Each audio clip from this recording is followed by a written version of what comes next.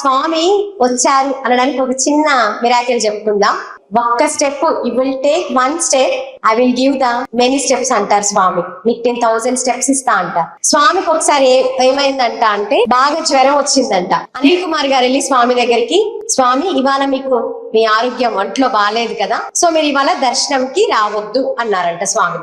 స్వామి నేను ఇందాక ఏం చెప్పా, చాలా చమత్కారులు జగన్నాథ సూత్రుడు. మంచి తలుపి వెళ్ళిపోయారంట స్వామి. 4 అవ్వకముందే మంచి నూనెగా దూకొని మంచిగా ఆరెంజ్ కుర్తా వేసుకొని స్వామి వచ్చారంట. అనిల్ కుమార్ గారి దగ్గరికి వెళ్ళి, స్వామి మీరు మాట ఇచ్చి మాట తప్పుతారా మీరే అన్నారంట. స్వామి ఇలా చూసారంట. నేను మాట ఇచ్చానా అని, మాట తప్పానా అన్నారంట.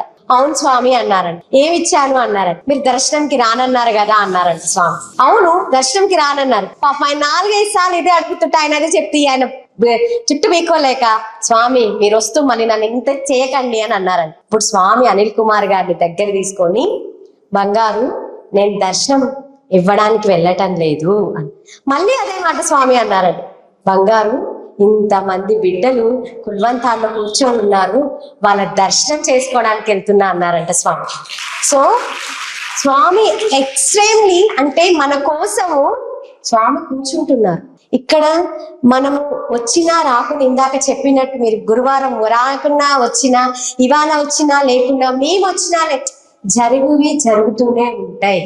నువ్వు అందులో ఉండి నీ జీవితాన్ని బాగు చేసుకుంటావా లేదా చెక్ చేసుకోవాల్సింది మనము. ఉంటే బాగుంటాం, ఉండకపోయినా బాగుంటాం, కానీ ఇంత బాగుంటాం. ఇది ట్విస్ట్. కాబట్టి మనం ఏం చేయాలంటే ఎప్పుడు కూడా స్వామి చింతన చేస్తూ ఉండాలి.